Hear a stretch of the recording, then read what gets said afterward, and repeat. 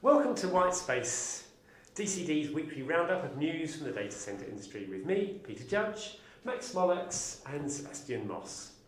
Now, we've heard of a few outages this week. SSP, a security firm, lost its cloud service for brokers. They've been having trouble with that for some while, and we're in the process of moving it to a West London data centre, which is owned by Equinix. And when it went down, they issued a statement saying that it was Equinix engineers. We haven't heard any more details than that. Equinix points out that it's only the outage only affected Equinix customers who didn't have alternative backup in place. Bad practice. Well, who knows? Another outage, United Airlines, which has had problems before, had an IT failure which grounded all its domestic US flights at the weekend for a couple of hours. And then Lloyd's also got DDoS. It's just, not a good time to be on the internet. Mm-hmm. Yeah. Well, Okay. they say January is the most depressing time of the year, right? Yes. Yeah, some days. And we also had an update on the story which could lead to more outages.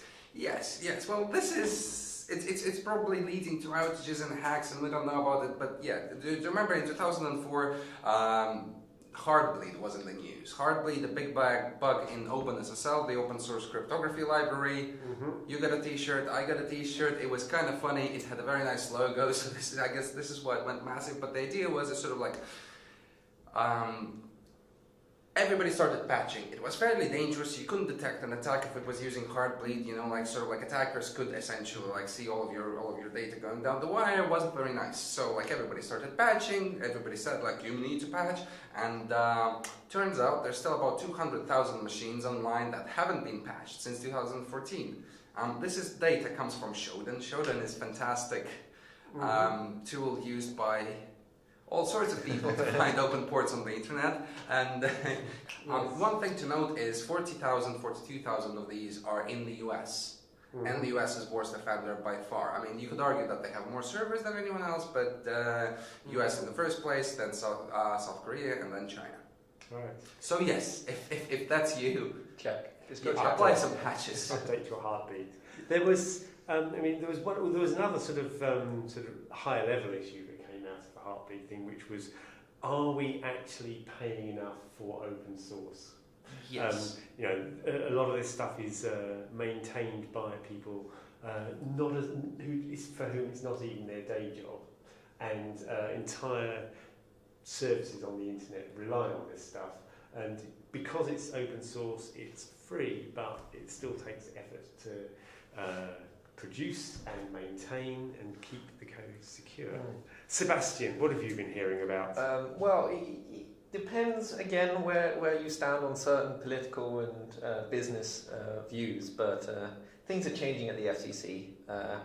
The US telecoms regulator. Yeah, we predicted this when Trump was elected because his vice president, Mike Pence, was very anti-net neutrality, so they've now put in Ajit Pai as the FCC chairman. And if you just look at any of his real statements, we looked at some of his previous interviews he did, not a fan of regulations, oversight, these kind of things that the FCC generally does. So expect all of that to be reversed, everything that kind of happened under Tom Wheeler, the other direction. He literally said he wants to take a weed whacker to regulations. Which could be something. Yeah, and is that going to affect end users, service providers, data center operators? It will affect end users if there's going to be a tiered system of data, and then as a whole, he is a former Verizon lawyer, so it's going to affect probably quite a lot of telecommunications infrastructure and the approach towards mergers and stuff like that. So big spectrum companies, management. all of that, and that'll just filter over to the data center. And the way people consume data even. No, totally, because basically eventually what this is going to mean is if you're poor, your internet is slow. If you're rich, your internet is fast. If you're a corporate user, you will have to pay there's also going to be different tiers and different levels of service. So This is scary. I mean, it's scary for the end users. It's scary if you're poor. Let's put it that way. Yeah, but the curious thing is, if you look at the more recent data-based things like Netflix and so on, they have gone straight to the cloud more and more. The new companies, if they're going to be unable to afford to pay for a fast lane, they might not be able to be so successful, whereas the older kind of Verizon versions of Netflix, where they can pay, might cling on, so it could affect the cloud. We'll be one to watch, definitely. Mm-hmm. Good. Any more from you, Sebastian? Well, I was digging into more stuff in the US government, and we've talked about D-Wave before. Max is obviously a quantum skeptic. D-Wave, the quantum computer company, the only quantum computer company. The only quantum computer, but with a cough in between before and after quantum, because it's sort of a quantum computer, but it is powerful. That's the thing. It's not a true quantum computer, but it is powerful. Last year we looked into them setting up D-Wave government. They hired a bunch of people. We found some more people they've hired that have lots of relations with the US government.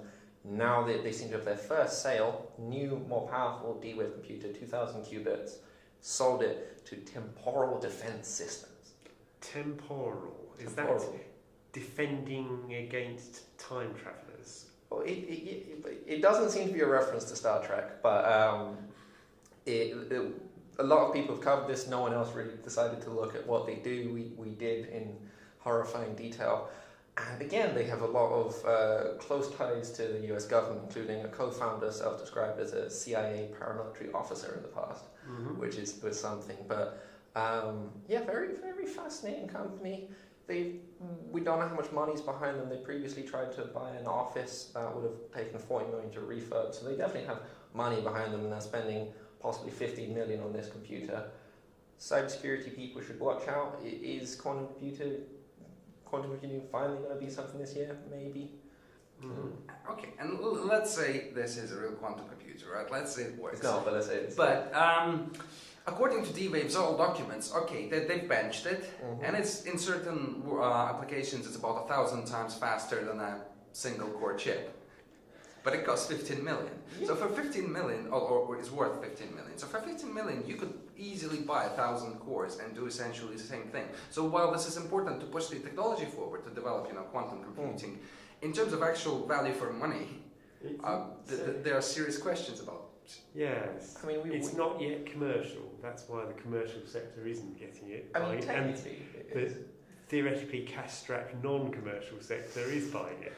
Yeah, I mean, on their white papers they do say you can pretty much plug and play it into your data center, just a standard data center it can. And you might be paying 15 million, but you save money on water. It says it uses as much water as a kitchen tap. So you just kind of give it a few years. Okay, so cheer us up with a story from back home, or maybe not so cheery. Well, this is more to you UK media and media as a whole. I'm very disappointed in you. So the UK government released, every 5 years they release a climate change report on how terrifying the world is. And they tried to bury it. They didn't do the usual press releases. They didn't do a big speech like we did 5 years ago. Andrew Leadsom, a climate change skeptic, didn't really say much. So no one reported on it, other than the Independent, Farmers Weekly and DCD. So we went in great depth into what it means for data centers, because intriguingly enough, the UK government lists 12 key infrastructure things: railways, roads, and data centers, which shows we are loved in the UK, even if the UK doesn't love itself and is sinking. Well, yeah, the UK government has given a special climate change agreement to data centers. They've been definitely considered in climate change policy. But now data center people should start considering climate change. Don't put yours in a flood zone. Just generally learn how to swim. Yeah, learn how to swim. But as we end in the piece, data centers it kind of says that in the future, because no one will be able to go outside, they'll be working from home using data centers. So the economy can stay strong.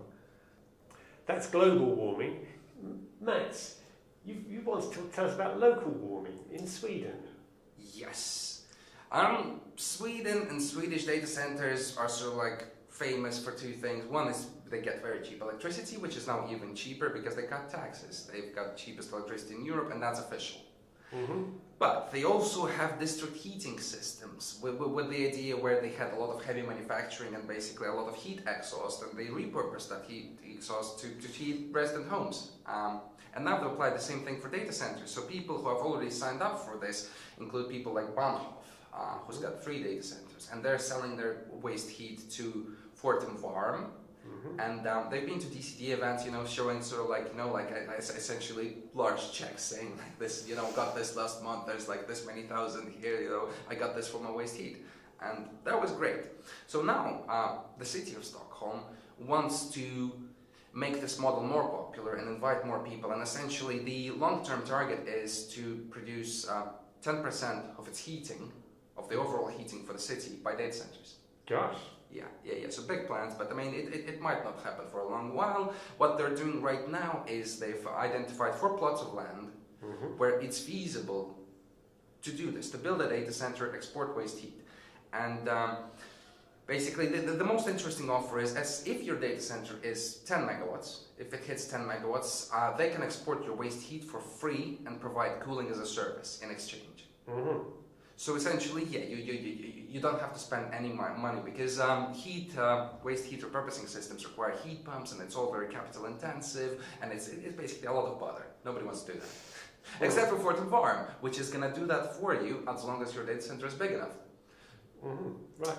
The plots of land must all be close to urban areas because heat doesn't travel. Yes. But they've got the power, they've got the land, they will provide the cooling. So essentially, all you need is to come in there and build there. And they're actually looking for offers, sort of like tenants right now. There's going to be another 3 of these plots rolled out over the next 3 years. So if you're considering building a data center in Europe, this looks very, very attractive. Okay. Right. That's all for this week. Thank you for joining us. We'll see you next week on White Space.